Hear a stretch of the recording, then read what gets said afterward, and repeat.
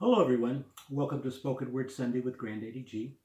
This is episode number 28. And last week was our Happy Valentine's Day episode, where I read poems that I'd written to some of my ex-wives, girlfriends, and lovers.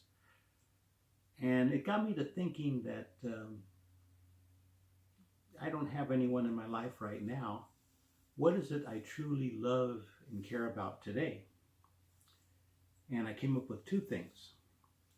The first one is nature. I love nature. I love to go hiking in the mountains or the forest. And I love to take my little dog Pebbles with me. If you follow me on Instagram as Grand_Daddy_G or Facebook as Glenn Bruno, you'll see some videos of a nice hike I went to yesterday. And I was motivated to go on that hike because a poem came up on my Facebook memories. You know how Facebook will tell you what you posted a year ago or 5 years ago or 10 years ago? Well, this came up as a poem that I wrote in 2013. I'd forgotten all about it. I don't even know if I have another copy of it anywhere. But it's called, I Need to See a Pyramid. I need to see a pyramid. I need to feel the stone and hear the whispering voices as I walk with the spirits. I need to see the sunlight through the trees and the clouds over the horizon. I need to find a baby bird in the bushes and a coyote around the corner. I need a mountain and a trail and a stream. I need a pond with 1,000 tadpoles and a sky with 1,000 angels. I need to see a pyramid.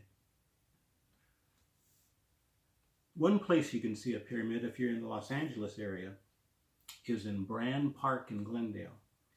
If you get off the 5 freeway, take Western Avenue all the way up into the Verdugo Hills until the street ends. It ends at Brand Park. Brand Park used to be the home of Joseph Brand, who was one of the founding fathers of Glendale. That's why we have Brand Boulevard and Brand Library. And in this park, it used to be his home, there is a library and an art center and several other interesting attractions. But if you go hiking, there are trails that can take you to a private graveyard. And in the center of that graveyard is a 20-foot by 20-foot stone pyramid. And in that pyramid are Joseph Brand, his wife, and his children.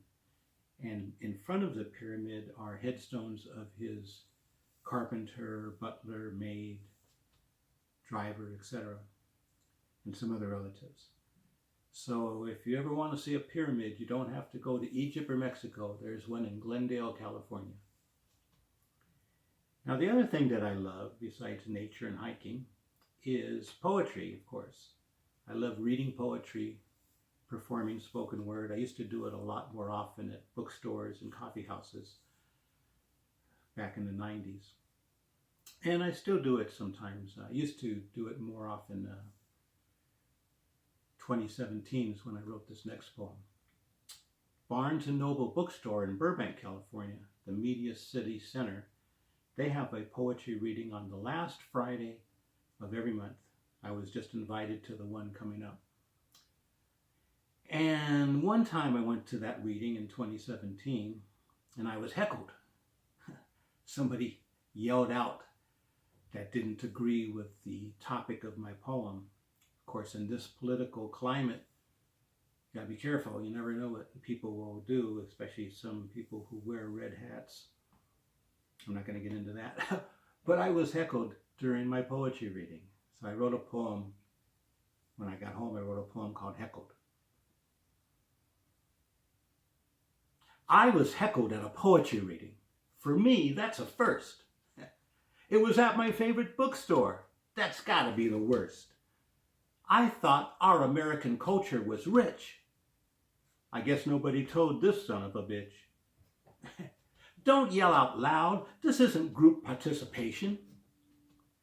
You apparently suffer from mental starvation. Don't raise your hand. This isn't a class. Instead, you can use it to pull your head out your ass. Poetry is art, and it can be deep and reflective. You can't understand it because your brain is defective. in a room full of books filled with beautiful words. Your mouth produces nothing but turds. If you want, I can welcome you up to the stage, if your zookeeper can find a key to your cage. If you had something to say, you should have signed up. But since you didn't, please shut the fuck up. Excuse the language. But that really threw me to get heckled at a poetry. And this next one, actually, this is the last one I'm going to do tonight. And ladies and gentlemen, this is poetry reading spoken word series poem number 100. 100 poems I've been reading to you every Sunday, ladies and gentlemen, and I appreciate it. I have a lot of fun. This is called open reading. I wrote this in 1994 when I used to attend poetry readings at a place called the Midnight Special Bookstore, the 3rd Street Promenade in Santa Monica. Every Friday. It was a great reading. And then I went to another one in Montrose at the Reader's Edge bookstore. That was once a month, I think that one was. So I had a lot of experience with open readings, and these are some of my thoughts and feelings about it. I'm glad that this is poem number 100. I went to an open reading. I brought you there with me. I didn't bring your body. I only brought your memory. My voice boomed out like thunder, and my words began to rain. I couldn't help but wonder who recognized my pain, or who picked up on my anger and my insecurity. I only came to open up my heart for purity. All of us have reasons. All of us have time to mark the passing seasons with rhythm and rhyme. I went to an open reading. I went to open up my mind. I went to open up my spirit. Be in the present, leave the past behind. I went to an open reading because I've an open sore. The only way to heal it is to open the door. I wanted a connection to the mind that we all share. I needed a soul inspection, love overhaul, heartache repair. The words come down from heaven. They fall into our dreams. They end up in our notebooks and in our silent screams. Some of us write about our feelings. Some write about our thoughts. Some write about politics, presidents, and astronauts. Some, they tell their stories. Others tell their fears. Me, I close my eyes, try to make it all disappear. I thought about the first time you came to an open reading with me.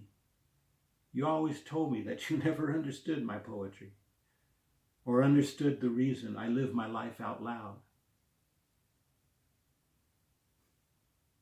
They watched as I grew silent, like a face in a crowd. I saw the ghost of Charles Bukowski, and I saw the ghost of Langston Hughes. They were standing in the doorway laughing, passing around a bottle of booze.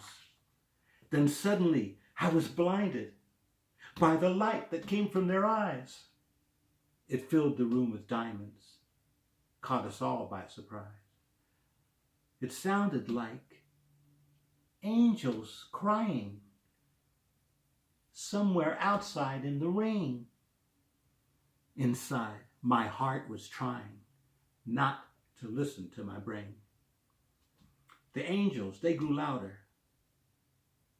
We were frozen by the light. Then we all melted into darkness, one same star in the night. I went to an open reading. I went to forget about you.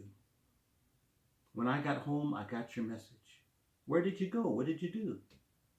I went to an open reading with my life, an open book. If I gave you the translation, could you take another look? I went to an open reading. I went to an open reading.